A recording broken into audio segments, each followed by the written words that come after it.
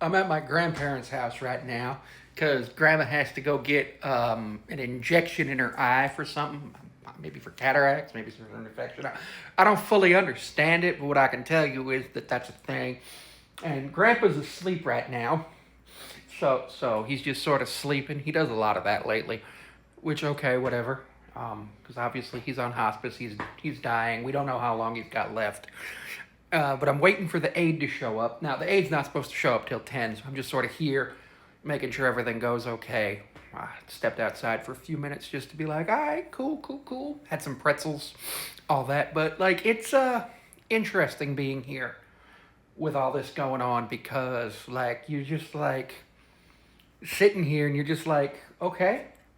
And then, like, if somehow it happens while you're the one there, just like, are they gonna blame you?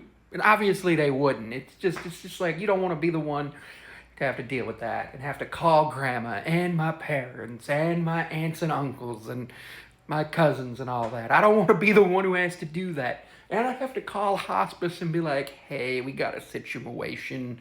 I need you to come handle this and then all that. Which, like, hospice is nice. They're really great. They come, they take care of them, do all what they need to do. They bring in a nurse like once a week, I think, sometimes twice a week. It really depends.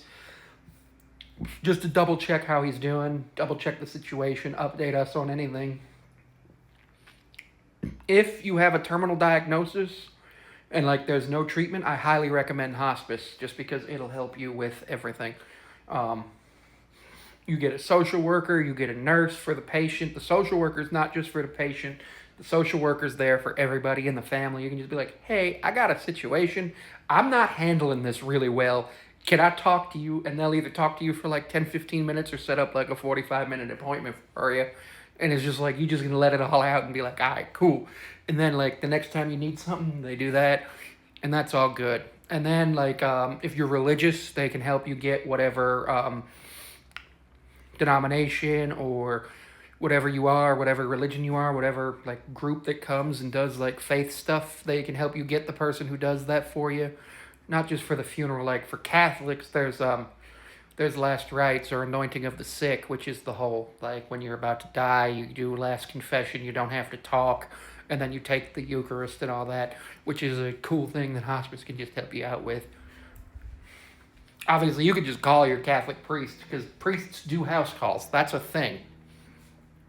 Um, but like if you don't know or you haven't been a member or a while or you're not 100% sure because you're new to the situation and you're like, hey, I want to help them, you can call hospice. Hospice will help deal with it. Because sometimes like the primary caregiver, which in this case would be my grandma, and then the secondary is my mom. And I'm just here every once in a while to help out everybody because sometimes you gotta with all of that. But if you're just not 100% sure, or just like you just don't have enough time to deal with all that, hospice can help you deal with all that.